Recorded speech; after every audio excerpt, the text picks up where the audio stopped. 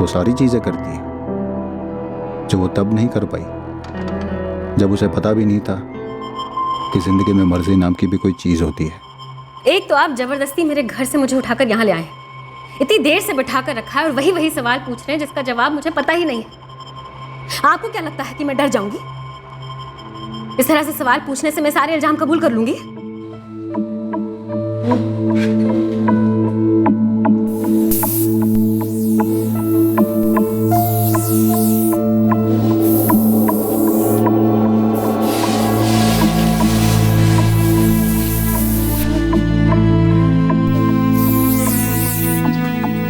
Aunty, आपने मेरी mummy को देखा है?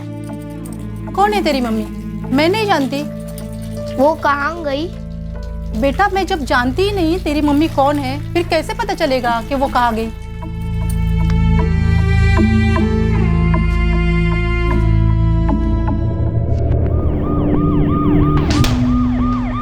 सितंबर का महीना था। पुणे शहर में हुए एक जुर्म ने सारे शहर में दहशत फैला दी।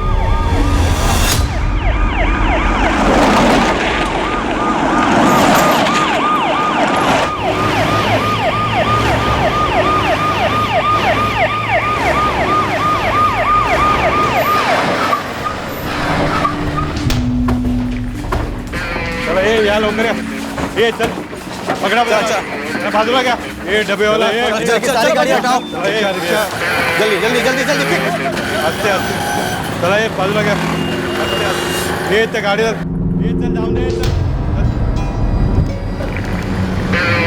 ये पार्टी भाई के, आस्ते आस्ते।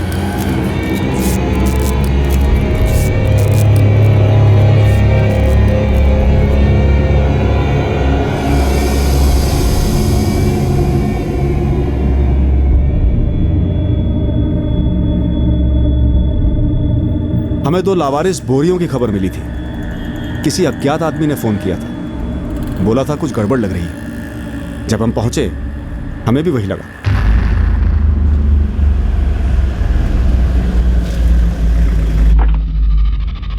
बाहर से बोरियों पर हमें खून के धब्बे नहीं दिखे। हमें चिंता हुई कि कहीं ये कोई बॉम्ब तो नहीं।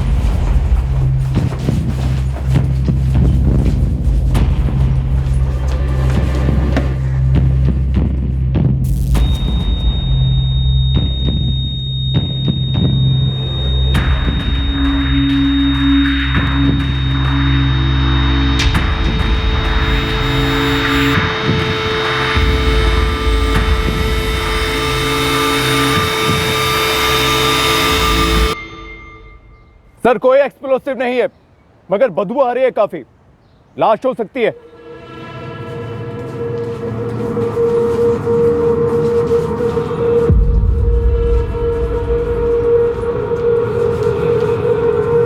खोलो।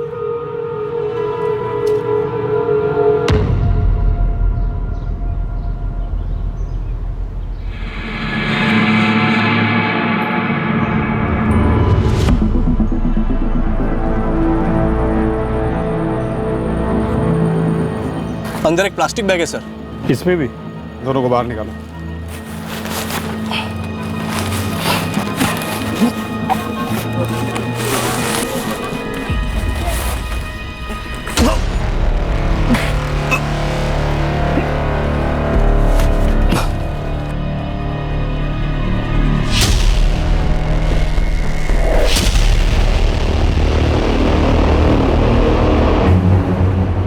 पुलिस का कहना है कि इस वक्त स्पष्ट नहीं है कि कटे हुए हाथ पैर किसी एक ही महिला के हैं या एक से ज्यादा लाशें हो सकती हैं। पर एक कटा हुआ सर जो मिला है वो एक जवान औरत का है और धड़ भी उसी औरत का मालूम होता है। पुलिस का कहना है कि वो औरत शायद प्रेग्नेंट थी, पर पॉसिबिलिटी ये भी है कि सड़न की वजह से लाश काफी फूल गई हो। मेरी टीम लगी हुई है बॉडी पार्ट स्टिच करने में। रेडी होने में कम से कम 4-6 घंटे और लगेंगे। आप एक काम कीजिए, कल सुबह तक फोन कीजिए। पर क्या सारे बॉडी पार्ट्स एक ही औरत के हैं? इतना तो बता सकते हैं। देखने में ऐसा लग तो रहा है, पर एग्जैक्ट डिटेल्स मैं आपको कल सुबह ही बता पाऊंगा। आप कल सुबह तक वेट कर लीजिए प्लीज। और वो जो पेट फूला हुआ था वो प्रेग्नेंट थी या सड़ने की वजह से लाश फूली हुई है? नहीं, सडन की वजह से बॉडी फूली है पर पेट नहीं। और वो प्रेग्नेंट लग रही है और वो भी एडवांस स्टेज में। और उसकी पैरों की उंगलियों में वो अंगूठी मिली है। क्या कहते हैं उसे? बिछिया। हाँ हाँ, बिछिया और कुछ चूड़ियों के टुकड़े मिले उसके स्किन में घुसे हुए। मैं काम करता हूँ, मैं सारी डिटेल्स आपको कल सुबह तक देता हूँ।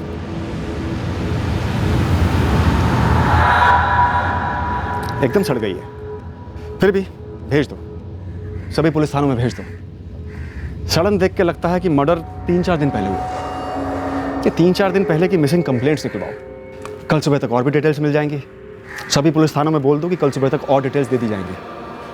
कम से कम प्रिलिमिनरी काम तो शुरू हो। हमें कॉल करके इन्फॉर्म किसने किया था?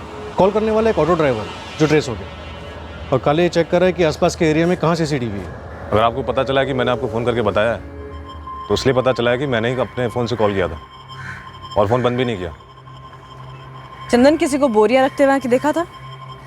अगर देखा होता तो मैडम कल फ़ोन करता ना। और मैं हर रात यहीं पे अपना रिक्शा खड़ा करता है, अंदर ही सोता है। सुबह चाय पीने के लिए बाहर गया तो बोरियां देखी तो डाउट गया।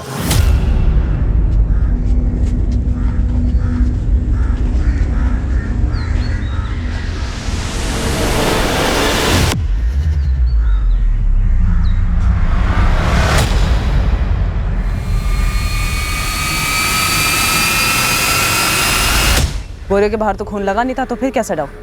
कचरा भी तो हो सकता था ना। और मैडम इधर कोई कचरा नहीं फेंकता है, और जिस तरह से बोरियां लगी हुई थी कचरा नहीं लग रही थी। और मैं अकेला नहीं था जिसने देखा, बाकी ऑटो वाले भी थे, सब कट लिए। आज सुबह ही देखा? हाँ साहब, आज सुबह ही देखा। चंदन, और कौन कौन ऑटो वाले जो अपना ऑटो यहाँ पे पार्क करते हैं, सबका नाम लिखवा दो। मैं सबको नहीं जानता मैडम।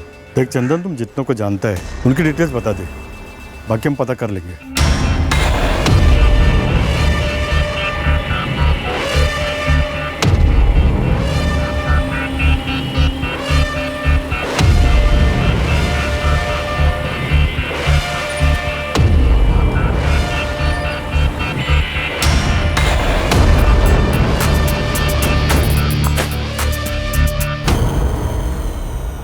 RM सीमेंट के एंगल को अगर कंसिडर करते हैं तो सारे डिस्ट्रीब्यूटर, रिटेलर और सेल्स वाले सबको टटोलना होगा। बोरियों पर कोई बैच नंबर नहीं है गीता, ना ही अंदर सीमेंट के ट्रेसेस हैं। इन बोरियों को काफ़ी टाइम से खाली करके रखा हो। कंस्ट्रक्शन साइट का वर्कर हो सकता है जिसने इन दोनों बोरियों को स्पेशली इसी काम के लिए रखा होगा, या फिर कातिल ने कहीं से खरीदी होगी। खाली बोरियां तो ज़्यादातर रद्दी वाले रखते हैं, या फिर कुछ दुकानें ऐसी होती हैं जो बोरियां बेचती हैं। सर एक काम करते हैं, जहां लाश मिली थी हमें उस एरिया के आसपास जितने भी कंस्ट्रक्शन साइट हैं और रद्दी वाले हैं, इन दोनों से स्टार्ट करते हैं। बॉडी के 8 पीसेस थे, सारे एक ही औरत के। औरत प्रेग्नेंट थी और 8वां महीना पूरा हुआ था, मेल चाइल्ड था।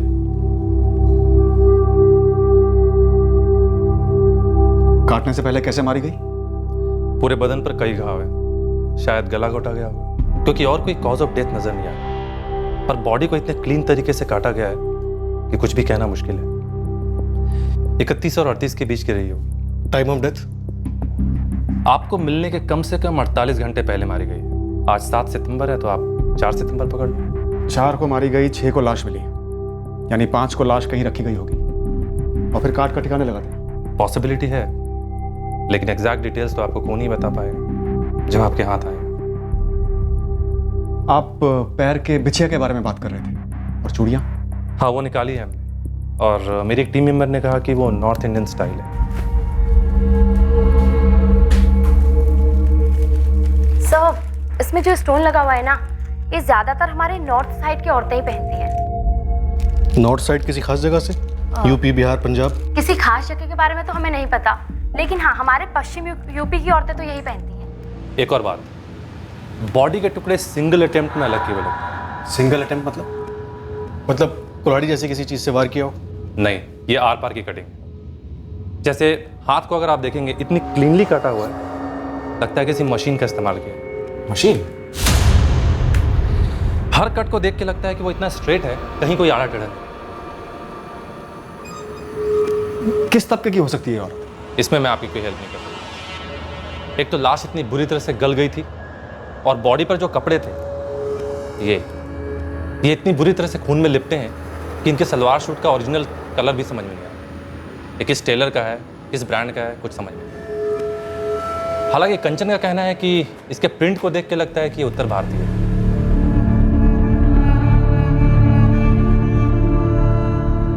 एक बात और, लाश शायद बाहर रखी हुई थी, इसलिए बहुत ज़्यादा सड़ गई। जनरली ऐसे केसेस में लाश को रेफ्रिजरेटर में रखा जाता है, लेकिन इस केस में ऐसा नहीं हुआ।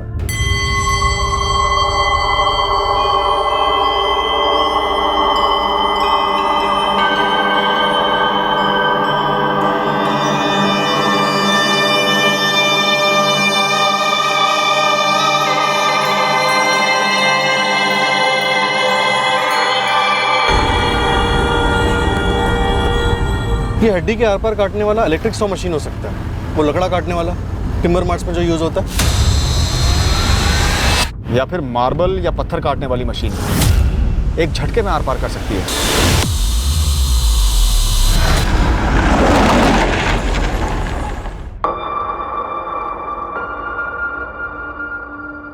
औरत शायद नॉर्थ इंडियन थी, वहां से यहां पुणे आई होगी। बच्चे के बाप के साथ कोई इशू हुआ होगा, मतलब हो सकता है बाप को बच्चा ना चाहिए हो, मार डाला और लाश काट कर ठिकाने लगा दी।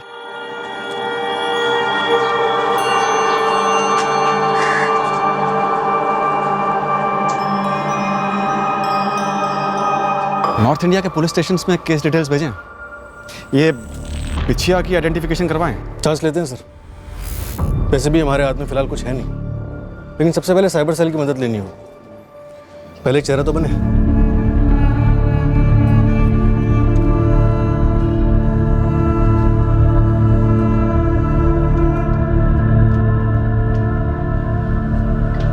अगर पॉसिबल हो तो फेस के बाद पूरी बॉडी का स्केच बना, उन्हीं कपड़ों में। आइडेंटिफिकेशन में हेल्प होगी। Okay sir.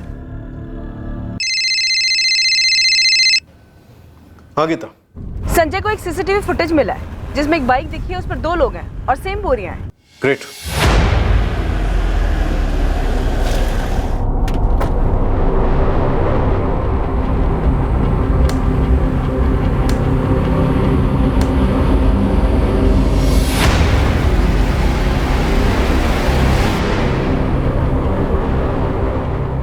जहां बोरिया मिली उससे थोड़ी दूर की दुकान पर थी ये सीसीटीवी।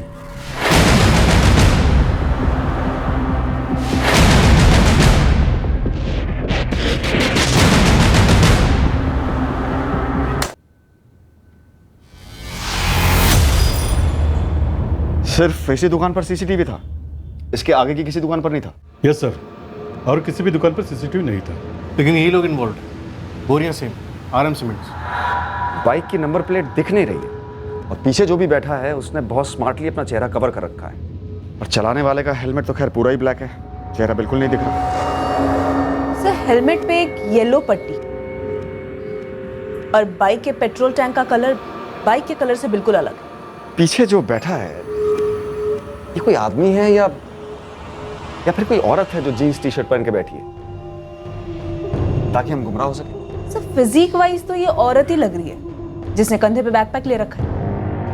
किराए का जोड़ा हो सकता है, बस इसी काम के लिए।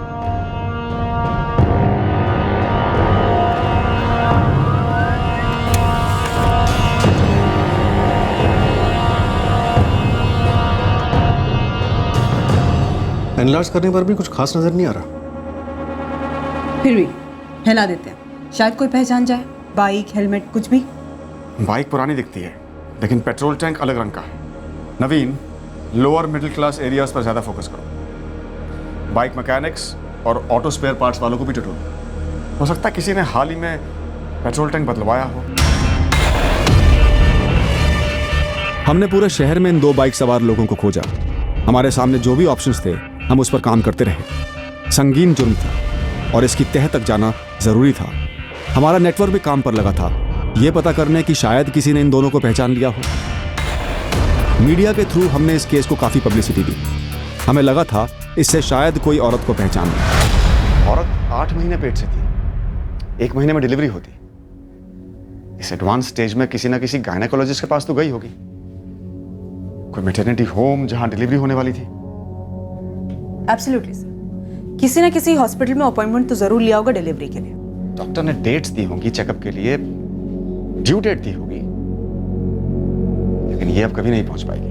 आई थिंक हमें सारे ऑब्स्टेट्रिशियन, गायनेक और मैटरनिटी होम को टारगेट करना चाहिए।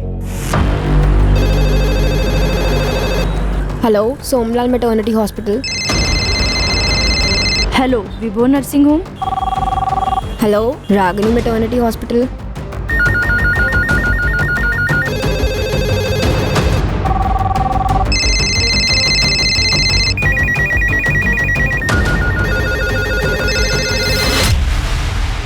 ऐसा कुछ यूज़ हुआ होगा बॉडी काटने के लिए? इसी लाइन का होगा सर। ये कारीगर लोग लेते हैं ना अपना मशीन किराए पर कुछ लोग का अपना भी होता है सर। तो फिर किराए पर देने वाले और कारीगर दोनों को टटोरो। सर ऐसे काम ज़्यादातर रात को होते हैं और मशीन आवाज़ करती है काफ़ी, आसपास के लोगों ने सुना भी हो। मोहल्लों में भी पूछो, किसी ने किसी घर से कोई आवाज़ सुनी हो या फिर किसी ने हाथ बटाया हो? फैल जाओ, सबसे पूछो। 8 महीने की गर्भवती महिला की निर्मम हत्या से पूरे शहर में हड़कंप मच गया है। अब तक इस औरत की पहचान नहीं हो पाई है। पुलिस इस केस की इन्वेस्टिगेशन में जोरों से जुटी हुई है, लेकिन ना ही ये औरत कौन है और ना ही सीसीटीवी में दिख रहे संदिग्ध कौन है पता लग पाया है। आज एक प्रेस कॉन्फ्रेंस में पुलिस ने कई महत्वपूर्ण जानकारी देते हुए आम जनता से भी अपील की है मदद के लिए। तो हमारा आपसे आग्रह है कि अपने अपने पब्लिकेशंस में प्लीज़ इसे छापिए और लोगों से रिक्वेस्ट कीजिए कि अगर किसी को भी 8 महीने प्रेग्नेंट औरत के बारे में पता हो जो 4 सितंबर से गायब है, वो प्लीज़ सामने आए और तुरंत हमें इन्फॉर्म करें। ये जो मशीन आप देख रहे हैं तस्वीर में, ये सिर्फ एक नमूना है, जस्ट एन एग्जाम्पल। हमारा अनुमान है कि ऐसी ही किसी मशीन का इस्तेमाल किया गया है इस जुर्म को करने के लिए।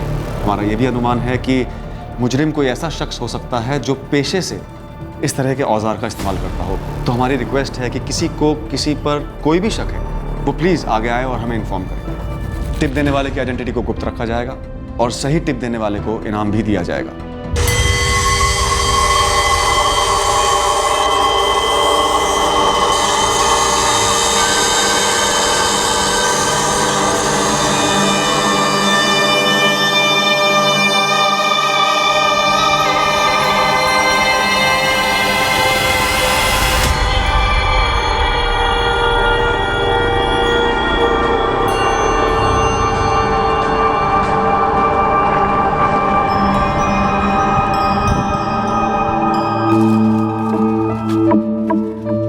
अंकल इस नंबर पर कॉल लगाइए ना। कॉल लगा तो 2 रुपया लगेगा।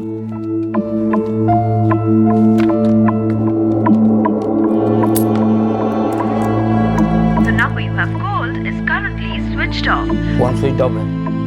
वापस लगाइए ना। बेटा फोन बंद रखा गया है, तुम एक काम करो, बाद में आ जाना। जब सामने वाला फोन चालू करेगा तो तुम्हारी बात हो जाएगी। मैडम, एक आबिदा शेख हैं जिनका अपॉइंटमेंट 9 सितंबर को था, लेकिन वो 9 सितंबर को आए ही नहीं। नंबर है इस आबिदा शेख का? जी है, एड्रेस भी है। लिखो।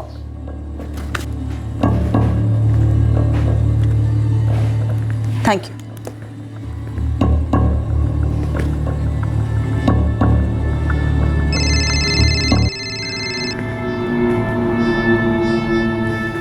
ASI Geeta. Madam, doctor Shanti Acharya clinic से बोल रही हूँ। हाँ बोलो। मैडम, आपने मांगा था ना अपॉइंटमेंट, किसका छूट गया है? हाँ हाँ, कौन थी? 11 तारीख का एक अपॉइंटमेंट था मंजू चंद्रा का, आज 4 तारीख हो गई है, आई नहीं अब तक। नाम और एड्रेस बोलो फटाफट। The number you have called is currently switched off. Please try again later.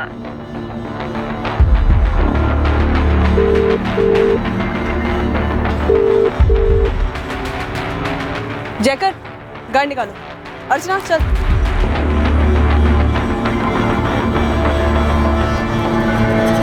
साहब कुछ मिला है। क्या मिला है गुरु? एक रद्दी की दुकान मिली है सर। RM सीमेंट की बोरियां यहीं से खरीदी गई थी। दुकान का एड्रेस मैसेज कर दो गुरु, मैं वहाँ पहुँच रहा हूँ।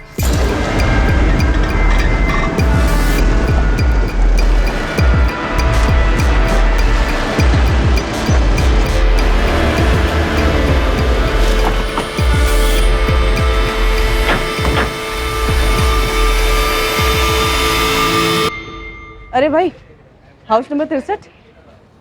हाउस नंबर 63 मैम, यहाँ से 2 गली बाद मिलेगा आपको। आबिदा शेख का घर है वो? ये नहीं बता सकता। ठीक है।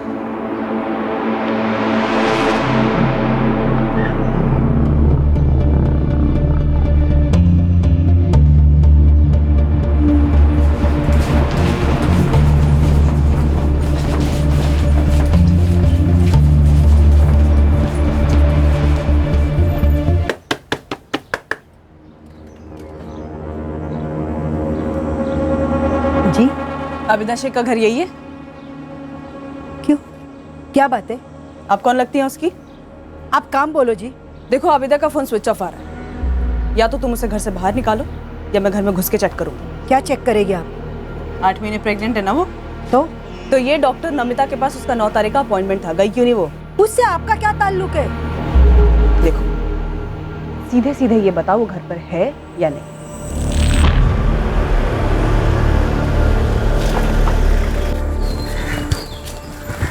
सरफराज नाम है इसका। ये बोरियां किसने खरीदी थी सरफराज? मालिक, ये गुरु भाई ने जब पूछा तो ईमानदारी से मैंने बता दिया था। 5 तारीख को दोपहर के टाइम एक आदमी आया था। कौन था, क्या था, इसके बारे में मेरे को कुछ नहीं मालूम था। तो कैसे याद रह गया तुझे? उसने 2 बोरियां मांगी थी। उस टाइम मेरे पास एक ही बोरी थी और दूसरी एक बोरी में मेरा ही कुछ छुटपुट सामान पड़ा हुआ था, लेकिन वो जिद करने लगा 2 बोरी चाहिए।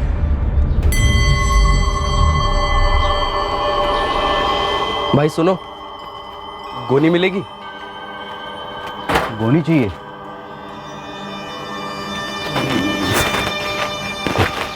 चलो भाई 25 का एक गोनी। भाई हमें 2 चाहिए। और 2 तो नहीं है, एक ही से काम चला लो। तो वो वाली खाली करके दो हमें। कौन सी? वो वाली। अरे ये बेचने के लिए नहीं है भाई, इसमें सामान बड़ा है हमारा। ये नहीं मिलेगी भाई, रखना है तो एक रखो वरना माफ़ करना। हम दोनों का मिलाकर 200 देने के लिए तैयार है। 200?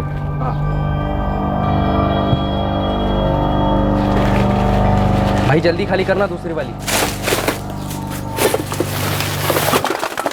पता नहीं उसको ऐसी क्या जल्दी थी। 200 रुपये 2 बोरी के आज तक मुझे किसी ने नहीं दी। पहले कभी देखा है उसे यहाँ पे, इसी मोहल्ले का? नाना साहब, उसको तो पहली बार ही देखा और इस मोहल्ले का तो गारंटी से नहीं था। ये देख, ये तो पहले भी देख चुका हूँ साहब। ये अखबार में भी छपी थी और गुरु भाई ने भी एक बार दिखाया। वैसे देखा जाए तो ये हो सकता है, लेकिन मैं पक्का नहीं बोल सकता साहब। साले 50 का माल रोज रोज कोई 200 में बेचता है क्या? शक्ल कैसे भूल सकता है तू? स्केच बनवा दे चल। अरे गुरु भाई क्या, आप भी हर रोज़ इतने सारे बंदे दुकान में आते, कैसे याद रहेगा? और वैसे भी ये कोई खास बंदा तो था नहीं। मेरे को खाली सौदा याद है, उसका बंदे का थोपड़ा याद नहीं है साहब। मैं पूरे मोहल्ले में फील्डिंग लगा देता हूँ सर। किसी के घर में रुका मेहमान भी तो हो सकता है। एक बिगड़ छूटना नहीं चाहिए गुरु। 5 तारीख को बोरियां खरीदी गई थी। मोहल्ले में कोई सीसीटीवी है तो 5 तारीख का फुटेज निकलवा। देखो जबरन मेरे घर में घुसने नहीं दूंगी मैं। मुश्ताक भाई समझाइए ना मैडम को। मैडम एक बार बताओ तो सही, अबिदा को क्यों ढूंढ रही है? एक केस का मामला है, बुलाओ आबिदा को। केस? क्या केस? मेरे आबिदा को इस सब में क्यों घसीट रही हो आप? आबिदा का शौहर रिजवान कहाँ है? वो सऊदी में काम करता है। देखो चुपचाप ये बता दो आबिदा घर पर है या नहीं, और अगर नहीं है तो 3 सितंबर से गायब है या 4 सितंबर से। तो मैडम आप क्या बोल रहे हैं? आबिदा गायब क्यों होगी? अगर नहीं गायब है तो बुलाओ ना, बुलाओ। ये लो आ गए अबिदा।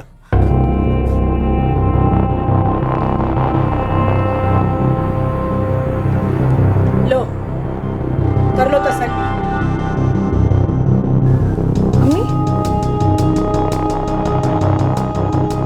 अम्मी क्या हो रहा है? आबिदा शेख तुम हो? जी मैडम। 9 सितंबर को डॉक्टर नमिता रेड्डी के साथ तुम्हारा अपॉइंटमेंट था, गई क्यों नहीं तुम? वो मैंने डॉक्टर बदल लिया। डॉक्टर बदल लिया? हाँ मतलब बदल नहीं सकते क्या? नहीं ठीक है। अम्मी क्या हो रहा है ये? क्यों आई है पुलिस घर पे? अम्मी गाड़ी निकालो, रामनगर की तरफ ले लो। नेक्स्ट टाइम मंजू का पता करो।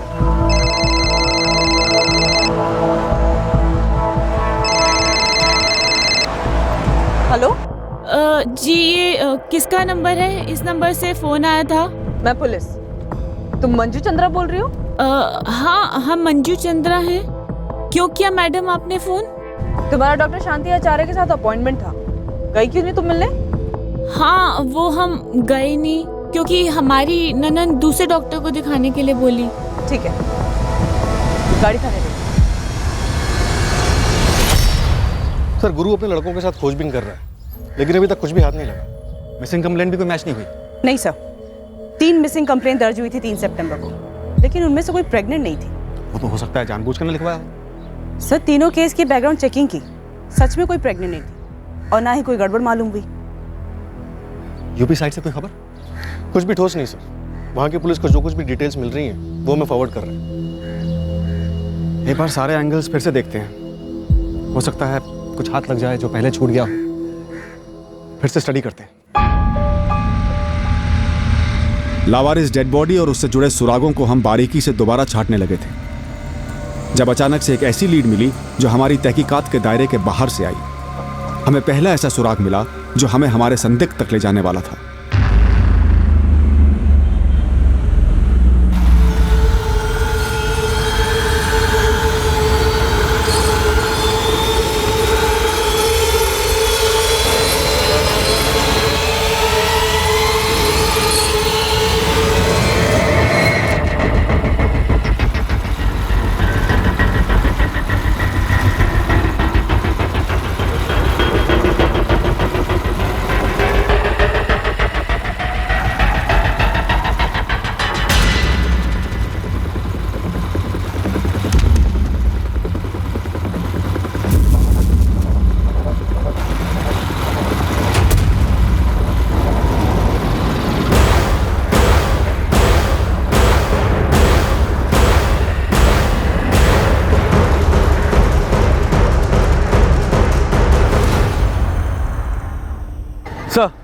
सर ये वही बाइक थी सर, मैं 100% कन्फर्म हूँ। बाइक का टैंक का कलर भी सिल्वर था और बाइकर ने वही हेलमेट पहनी थी जो हमने उस दिन तस्वीर में देखी थी। बढ़िया बढ़िया जगन, तुम बाइक का नंबर तो नोट कर पाए ना? सॉरी सर, मैं नंबर तो नोट नहीं कर पाया। हाँ, लेकिन गोविंद राय सर्कल के सीसीटीवी में बाइक कैप्चर हुई है। वो बढ़िया, तो तुरंत उसका फुटेज भेज दो। जी सर, मैंने अपने सीनियर से बात की है, उन्होंने फुटेज निकलवा लिया है। आधे घंटे में आप तक पहुँच जाएंगे।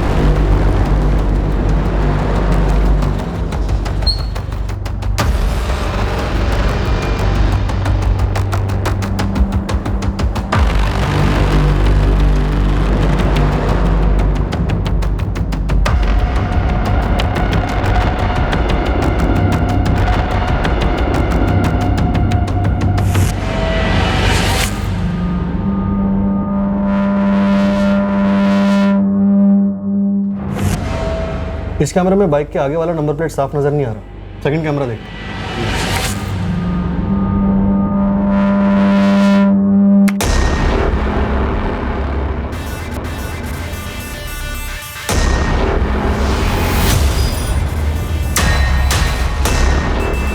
हमें हमारा सस्पेक्ट मिल गया नवीन, उठा लाओ इसे।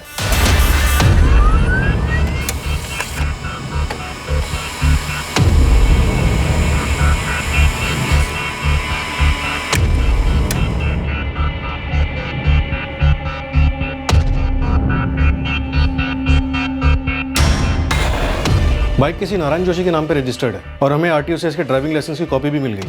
नारायण जोशी, उठा लो।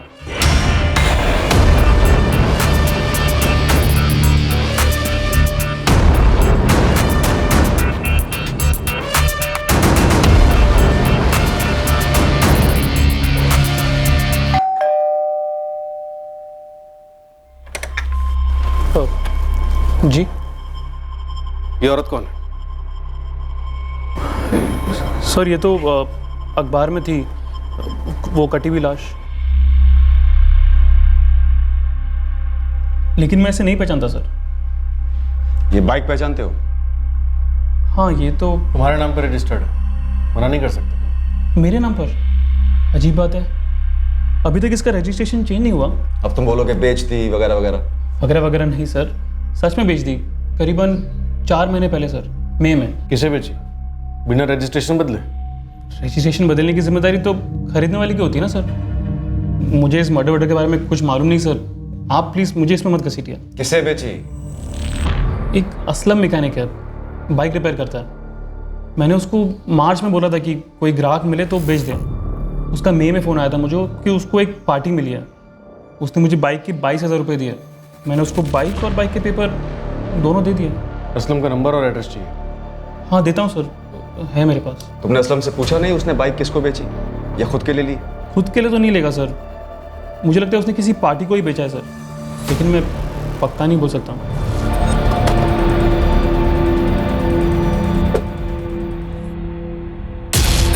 असलम हाशमी कौन है? सलाम साहब, मैं ही हूँ। बताइए ना, कुछ बाइक वाइक दिखाऊँ आपको? फिलहाल तो ये बाइक दिखा, नारायण जोशी की बाइक। ये तो नारायण जी की बाइक है साहब। मैंने ही बेची थी करीब मई के महीने में। पिछले 8 दिनों से ये फोटो लगातार अखबार में छप रहा है। न तू सामने आ, ना ही नारायण जोशी। अरे नहीं साहब, आपने नारायण जी का नाम लिया ना, इसलिए फटक से याद आ गया। और साहब अखबार पढ़ता नहीं हूँ मैं पढ़ता हूँ सर, तस्वीर देखी भी थी, लेकिन मेरा ध्यान ही नहीं गया कि ये मेरी पुरानी वाली बाइक है जो असलम ने बेच डाली थी। बाइक किसको बेची थी? साहब उस बंदे का नाम तो याद नहीं आ रहा है। जिस बंदे को तूने बाइक बेची उसका नाम याद नहीं आ रहा तुझे? सच में याद नहीं आ रहा है साहब। और साहब नारायण जी की बाइक ऊपर से टिप टॉप और अंदर से बिल्कुल खटारी थी। वो मुझे कब से कहते रहते थे कि बिकवा दे। तब तक वो बंदा आया और उसको उस बजट में वो बाइक फिट हो गई, तो मैंने उसको बेच दी। साहब ज़्यादा फ़ायदा नहीं हुआ, बहुत छोटा सौदा था।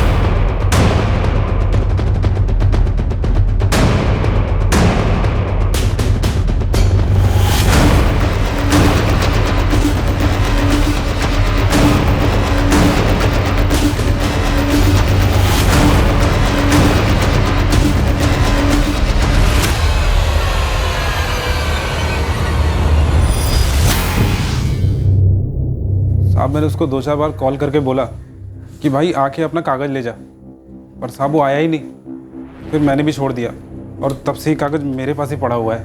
और 4 महीने बाद उसी बाइक पे 8 महीने प्रेग्नेंट औरत की बॉडी ट्रांसपोर्ट हुई। अरे मैडम, मुझे कैसे पता होगा कि वो बाइक कोई कांड करने के लिए खरीदी गई थी? असलम हाशमी, बोल दे कौन थी वो मारी गई औरत, और ये औरत कौन है जो तेरे साथ बाइक पे बैठी है पीछे? किसने सुपारी दी तुम लोगों को? अरे साहब किसी ने सुपारी उपारी नहीं दी, मैं बस ईमानदारी से अपना गराज चलाता हूँ साहब। तेरे घर से तो कुछ नहीं मिला असलम। चल बोल, वो कटर कहाँ से लिया तूने? अरे साहब मैं किसी कटर वटर के बारे में नहीं जानता साहब। और साहब वो बाइक मैंने उस बंदे को बेची थी। हाँ तो नाम बोलना उसका। साहब नाम ही तो नहीं याद आ रहा है। तूने उसे 2-4 बार कॉल किया है, नंबर दे उसका, एड्रेस बता। मैडम वो एड्रेस मैं किसी से मांगता नहीं और उसका नंबर सेव नहीं किया था साहब, और उस बात को भी 3-4 महीने हो गए हैं। देख असलम, बहुत गोली दे दी तूने। सुपारी के 20,000 तूने बाइक पे खर्च किए और इसलिए तूने रजिस्ट्रेशन भी चेंज नहीं कराया। ये सच नहीं है साहब, वो बंदा खुद सामने से आया था मुझसे पूछताछ करने के लिए।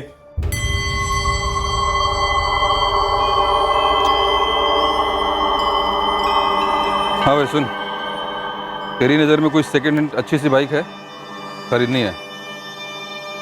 अभी फिलहाल तो नहीं है। एक काम करो, अपना नंबर दे दो मुझे, कुछ होता है तो बोलता हूँ।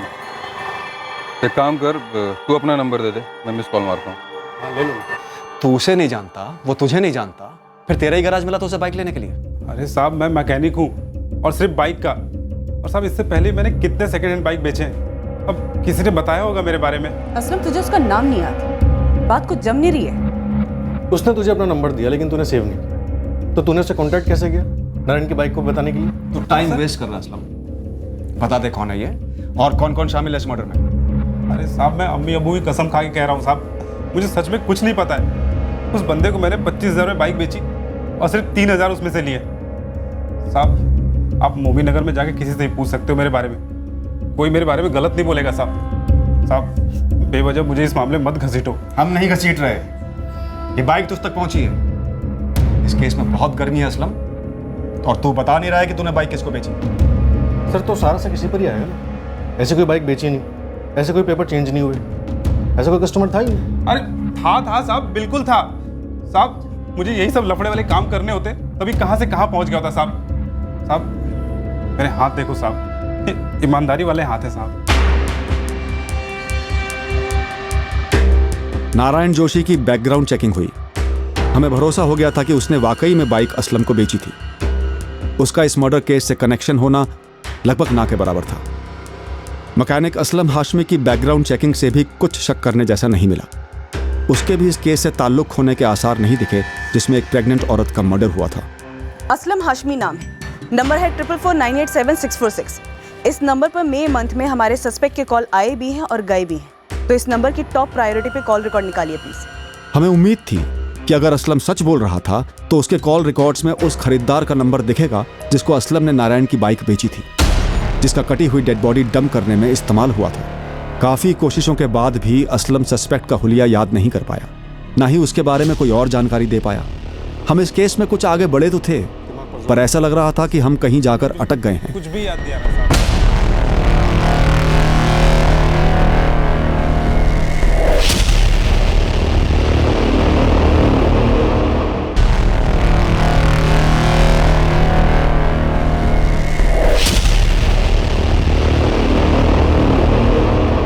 मुझे नहीं लगता नारायण या असलम खरीदार के करीब के थे, और असलम तो डरा हुआ है। हद है ये। लोग गाड़ियां बेचते हैं और खरीदारों के चेहरे याद नहीं रखते। गाड़ी रजिस्टर नहीं होती और मर्डर केस में इस्तेमाल होती है।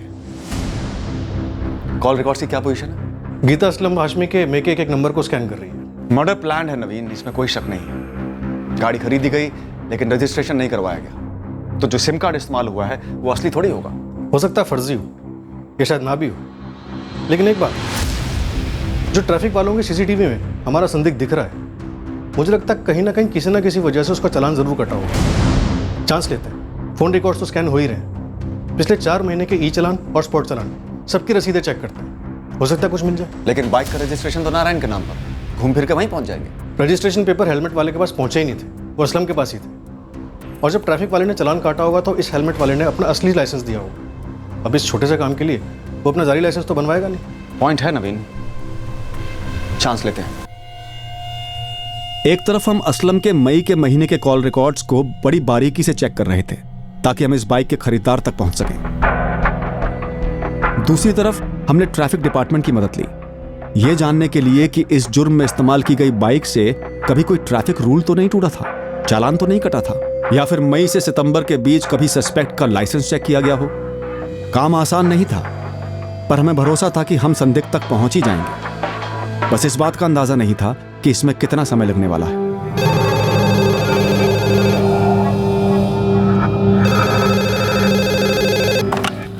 सब इंस्पेक्टर नवीन शास्त्री। सर, बिना हेलमेट बाइक चलाने के चार्ज पर चालान काटा था इस वजह जिसे आप ढूंढ रहे हैं।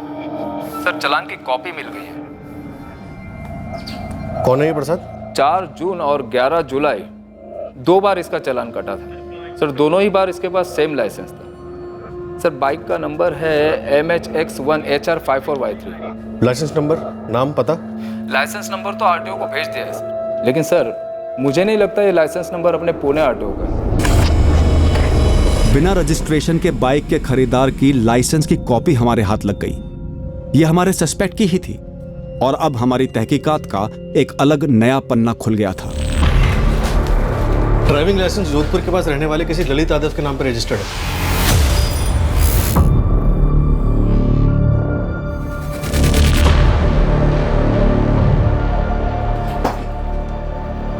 ललित यादव। अब हमारे पास एक नाम है नवीन, और सस्पेक्ट का चेहरा भी, और जोधपुर के पास का एक एड्रेस भी।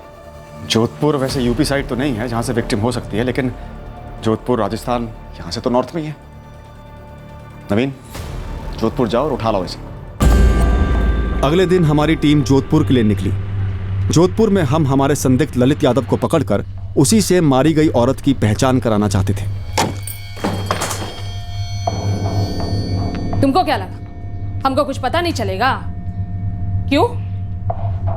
अब दरअसल हम तुम्हें बताने ही वाले थे कि जो भी कुछ हुआ वो जो कुछ भी हुआ जुर्म है, तुम जानते हो, जुर्म है।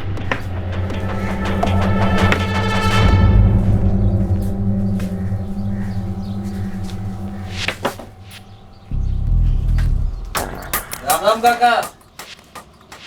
हाँ, राम राम।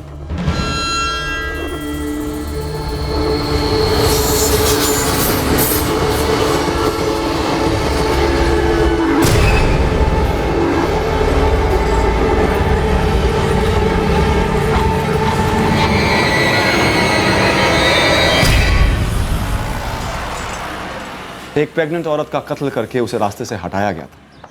एक साजिश रची गई थी जिसका भेद हमें खोलना था, लेकिन ये एक टफ केस था। हम एक कदम आगे बढ़ते तो 2 कदम पीछे भी जाते। हम अचरज में पड़ गए थे। क्या इस केस में वाकई इतनी बड़ी साजिश रची गई थी, या फिर केस उलझकर अपने आप में एक साजिश लगने लगा था? हम जोधपुर पहुंचे अपने प्राइम सस्पेक्ट ललित यादव का पता लगाने।